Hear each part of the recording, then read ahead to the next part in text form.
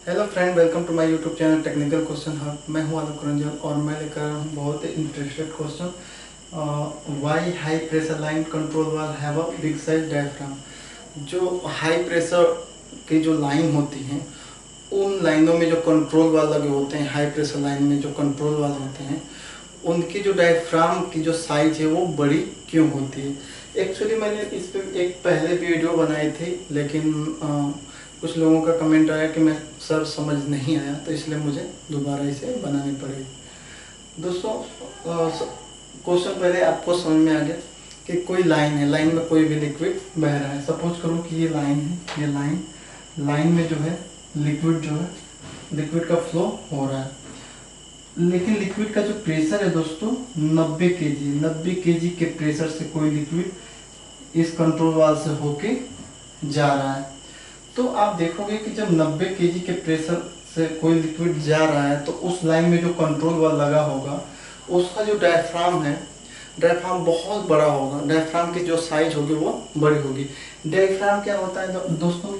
Diaphragm control वाल का वो पार्ट होता है जिसपे इंस्ट्रूमेंट एयर जो है गिरती है। ये जो दोस्तों है ना, ये पार्ट जो है डायफ्राम है।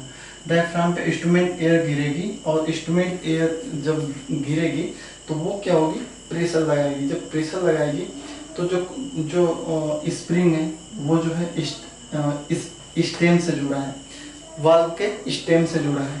तो वो क्या करेगा? जैसे इंस्ट्रूमेंट एयर इस पे गिरेगी तो वो स्प्रिंग दबेगी और हमारा जो वाल्व जो है ये बंद हो जाएगा। ये जो पहले सपोज करो कि ये खुला रहा होगा, ये वाल्व यहाँ पे है, वाल्व खुला है, तो जैसे ही इंस्ट्रूमेंट एयर का प्रेशर देंगे, ये वाल्व खिसक के स्प्रिंग इसे और स्टेम दोनों दबेंगे और ये वाल्व यहाँ से खिसक के पूरा ये भर जाएगा, यानी कि हमारा ये वाल्व जो है बंद हो जाएगा। अब जो है इंस्ट्रूमेंट एयर फेल हो गए, यानी कि इंस्ट्रूमेंट एयर में हमने प्रेशर ही नहीं दिया बिल्कुल। तो जब पहले तो ये दबा था तो ये बंद था। अब क्या होगा? जैसे हमने इंस्ट्रूमेंट एयर की सप्लाई देनी बंद कर दी तो ये स्प्रिंग पूरी खुलेगी, स्टेम भी ऊपर उठेगा, स्प्रिंग भी खुलेगी तो ऊपर उठेगी, और ये धीरे धीरे जो है यहाँ पे जो है स्टेम भी ऊपर उठेगा और ये वाल जो है पूरा खुल जाएगा।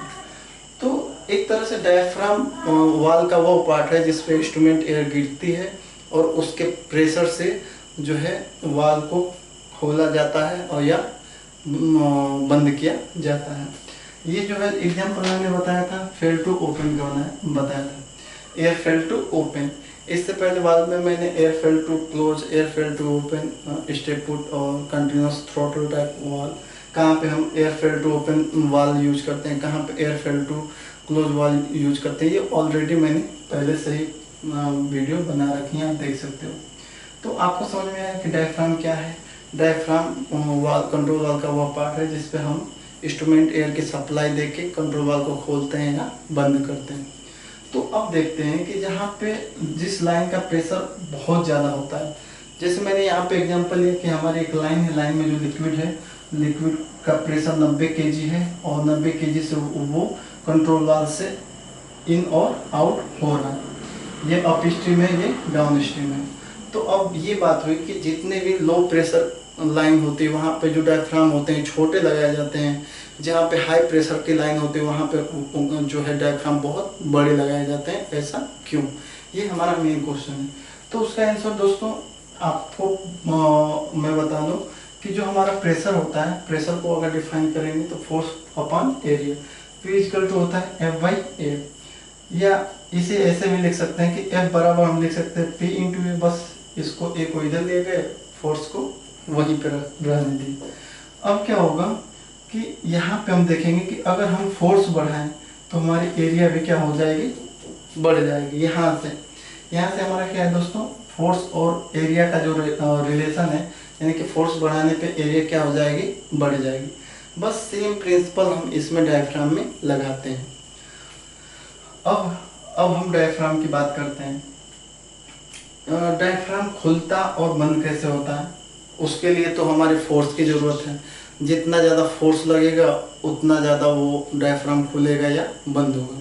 यानी कि जितना हाई प्रेशर लाइन होगी वहाँ पे जो वाल होंगे, वहाँ पे हाई प्रेशर लाइन को खोलने के लिए जो फोर्स है वो ज़्यादा चाहिए ही चाहिए, तब जाके वो कंट्रोल वाल्व खुलेगा। तो सपोज कीजिए कि हमारा एक ये लो प्रेशर एरिया, जो लो एरिया पे हमने निकाला कि लो एरिया, जैसे हमारे पास जो डायफ्राम की हमने एरिया ले ली वो बहुत कम एरिया पे, पहले डायफ्राम की साइज पे हम वर्क करेंगे।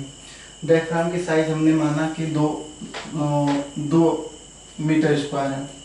डायफ्राम की जो एरिया है, जो सपोज करो कि एक डायफ्राम है और उसकी जो एरिया है वो 2 MQ स्क्वायर है। इसका मतलब कि 2 MQ स्क्वायर तो डायफ्राम का एरिया नहीं होता है, लेकिन मैं आपको समझाने के लिए बता रहा हूँ। इस हमारे पास कोई एक जो है डायफ्राम है और डायफ्राम का एरिया जो है हमने माना 2 MQ स्क्वायर है, लेकिन लाइन का जो प्रेशर और लाइन का जो प्रेशर है, प्रेशर जो है कितना है दोस्तों, 90 kg है। तो उसको खोलने के लिए जो फोर्स लगेगा वो कितना हमें मिलेगा दोस्तों, F इजिकल टू प्रेशर हमारा 90 है और एरिया मिला हमारा 2, यानी कि 9 दूना 18। फोर्स वहाँ पे कितना लगेगा, 180 न्यूटन ही लगेगा। अगर हमारा लार्ज एरिया का कोई डायफ्राम है जिसका एरिया लगभग 9 मीटर स्क्वायर है, तो वहाँ पे फोर्स कितना हमें मिलेगा दोस्तों, प्रेशर लाइन का वही 90 ही है और 9 उसका एरिया है, तो 99 क्या हो जाएगा दोस्तों, 8100, यानी कि फोर्स हमारा कितना हो जाएगा, 810 न्यूटन। 810 न्यूटन कैसे हो जाएगा दोस्तों, जैसे हमारा हाई एरिया के लिए हमने एरिया मान लिया दोस्तों 9 मीटर स्क्वायर, तो हमारा फोर्स बराबर क्या हो गया था यहाँ पे, P इंटू ए। तो फोर्स बराबर हमारा P की वैल्यू कितनी थी, लाइन की जो प्रेशर है वो कितना है, 90 ही है, और एरिया हमारे क्या हो गई 9। तो यहाँ पे क्या हो गया, फोर्स हमें कितना मिला, 8100, यानी कि इतना हमारा क्या मिल गया, न्यूटन। न्यूटन कहाँ से आ गया दोस्तों, प्रेशर की हमारी जो यूनिट होती है वो होती है यहाँ पे, अगर न्यूटन पर मीटर स्क्वायर, ये किसकी होती है, प्रेशर की, और एरिया की कितनी होती है, मीटर स्क्वायर। तो मीटर स्क्वायर से मीटर स्क्वायर कट गया तो हमारा क्या बचेगा, ओनली न्यूटन। यानी कि हम ये देख सकते हैं कि अगर जहाँ पे एरिया कम है, एरिया अगर हम कम लें तो वहाँ पे जो लगने वाला फोर्स है वो भी कम है, और जहाँ पे एरिया हमारे ज़्यादा है वहाँ पे लगने वाला जो एरिया है दोस्तों, और अगर एरिया हमारा ज़्यादा है तो वहाँ पे लगने वाला जो फोर्स है वो भी क्या होगा, ज़्यादा लगेगा।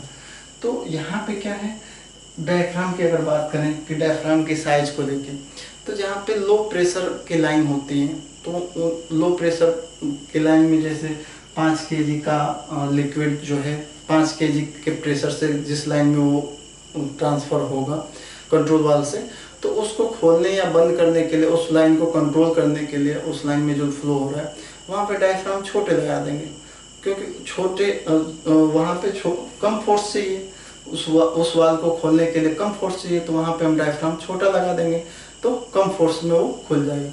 लेकिन जिस लाइन में 100 kg, 150 kg या 200 kg का प्रेशर का लिक्विड फ्लो करेगा, तो वहाँ पे तो भाई उसको हैंडल करने के लिए, उसको कंट्रोल करने के लिए तो हमें ज़्यादा फोर्स की ज़रूरत है।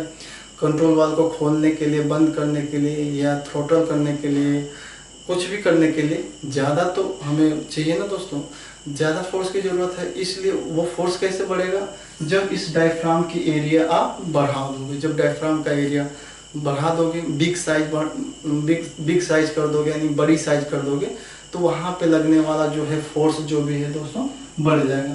फोर्स कैसे बढ़ेगा, बस इसी से कि F बराबर हमारा होता है P इंटू ए। एरिया बढ़ा दोगे तो प्रेशर तो उस लाइन का सेम ही रहेगा, जैसे 100 kg है तो 100 kg प्रेशर ही रख लो और 100 kg और एरिया बढ़ा दो। पहले एरिया सपोज करो कि आपने दो लिया है तो 200 न्यूटन का फोर्स लग जाएगा, अगर एरिया और बढ़ा दो तो 100 तो प्रेशर ही है, अगर आप 5 कर दो तो ये क्या हो जाएगा, 500 का आपका 500 न्यूटन का फोर्स मिल जाएगा। और जब 500 का न्यूटन का फोर्स मिलेगा, यानी कि बहुत ज़्यादा फोर्स है, तो वो आराम से कंट्रोल वाल्व को खोल देगा या बंद कर देगा।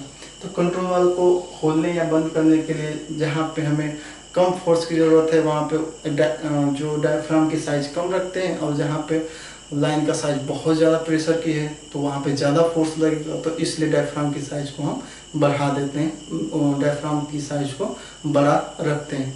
कहीं भी आप देख लो, किसी भी इंडस्ट्री में देख लो, जहाँ पे हाई प्रेशर हैंडल करते हैं उसका जो डायफ्राम है वो बिग साइज का होता है, बड़े साइज का होता है। और जहाँ पे आप लो प्रेशर लाइन को हैंडल करते हो, जाए 4 kg, 5 kg, 6 kg या 10 kg, वहाँ पे उसका जो डायफ्राम है, कंट्रोलर का जो डायफ्राम है वो कम उसकी साइज है, बहुत छोटे साइज का होता है, छोटे साइज में ही उसका काम चल जाएगा। तो आई होप आपको आज ये समझ में आ गया होगा। अगर नहीं आया हो तो प्लीज़ कमेंट करके बताइए, एक बार और बताने की कोशिश करूँगा। Thanks for watching. जय हिंद दोस्तों।